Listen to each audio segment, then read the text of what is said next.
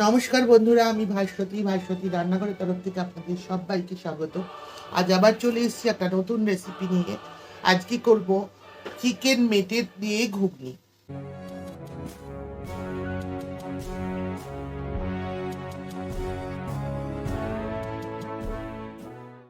আমরা অনেকেই মাটন কিমার ঘুগনি খেয়েছি, চিকেন কিমার ঘুগনিও খেয়েছি, কিন্তু আজকে করব আমি চিকেন মেটে দিয়ে ঘুগনি।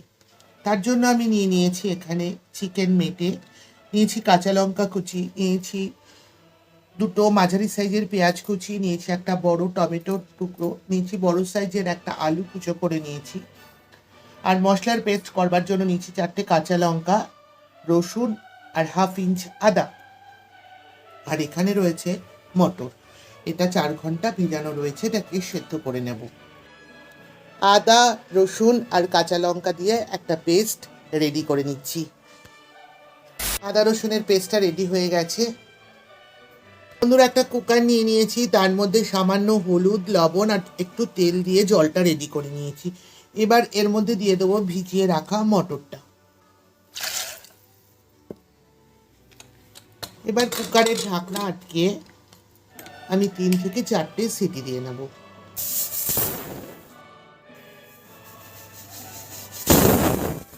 কুকারের সিটি বেরিয়ে কুকারটা ঠান্ডা হয়ে গেছে।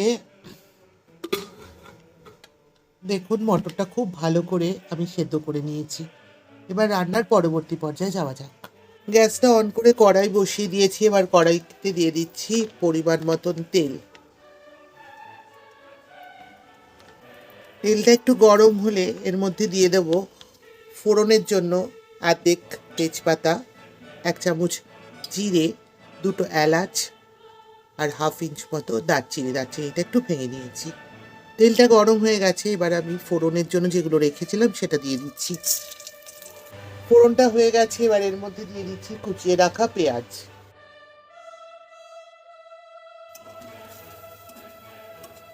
পেঁয়াজটা ভালো করে ভেজে নিচ্ছি। ভাজা হতে হতে আমি মেটেগুলোকে একটু ছোট করে টুকরো করে নিচ্ছি। মেটেগুলোকে সব ছোট ছোট করে টুকরো করে নিয়েছি। চলুন এবার দেখি পেঁয়াজটা ভাজা হলো কিনা। পেঁয়াজটা ভালো করে ভাজা হয়ে গেছে, এবার এর মধ্যে টুকরো করে রাখা আলুটা দিয়ে দেবো। দিয়ে দিচ্ছি টুকরো করে রাখা আলুটা।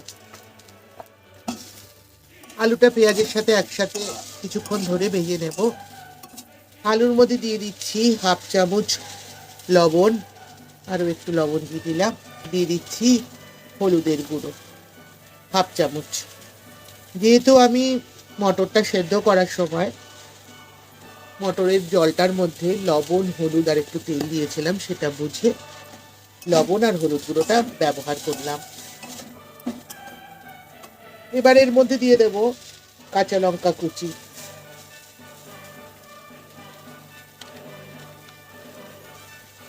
দিয়ে দেবো টমেটো কুচি। এবার এর মধ্যে দিয়ে দেব আদা রসুন আর কাঁচা লঙ্কার পেস্টটা। পোলটা ধুয়ে একটুখানি জল দিলাম, বাকি জলটা আমি রেখে দিচ্ছি, পরে দেব। মশলাটা বেশ কিছুক্ষণ ধরে কষিয়ে নিয়েছি, টমেটোগুলো একদমই গলে গলে গেছে। এবার এর মধ্যে টুকরো করে রাখা মেটেটা দিয়ে দেব।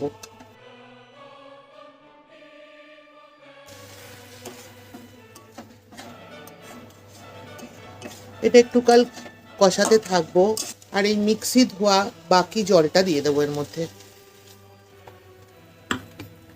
এবার জলটা দেওয়া অবস্থায় একটা কিছুক্ষণ কষিয়ে নেব, তারপর আমি ফিরে আসছি।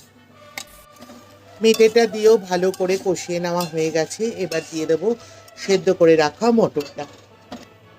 দিয়ে দিচ্ছি সেদ্ধ করে নেওয়া মটরটা। সবটা মটরই এর মধ্যে ঢেলে দিয়েছি। এবার মটরটা দিয়ে একটু কিছুক্ষণ নাড়াচাড়া করে নেব, করে পরিমাণ মতন জল দিয়ে দেবো। এই মগটা দিয়ে 1 মগ জল দিচ্ছি। এর থেকে আর বেশি জল দিচ্ছি না, যেহেতু মটরটা সেদ্ধ করাই রয়েছে। এবার একটা ঢাকনা দিয়ে দেব। ঢাকা অবস্থায় এটা 10 মিনিট রান্না হতে থাকুক। 10 মিনিট পর ফিরে আসছি। বন্ধুরা, 10 মিনিট পর ফিরে এলাম। রান্নাটা অলমোস্ট হয়েই গেছে। এবার উপর থেকে চিনি দিয়ে দেব। 1 চামচ আন্দাজ।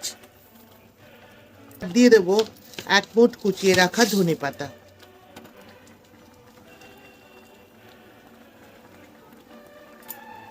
ধনেপাতাটা একটু খুন্তি দিয়ে মিশিয়ে দিচ্ছি ঝোলের সাথে। আর গ্যাসটা অফ করে একটা ঢাকনা দিয়ে 2 মিনিট স্ট্যান্ডিং টাইমে রাখবো। 2 মিনিট পর আমি ফিরে আসছি।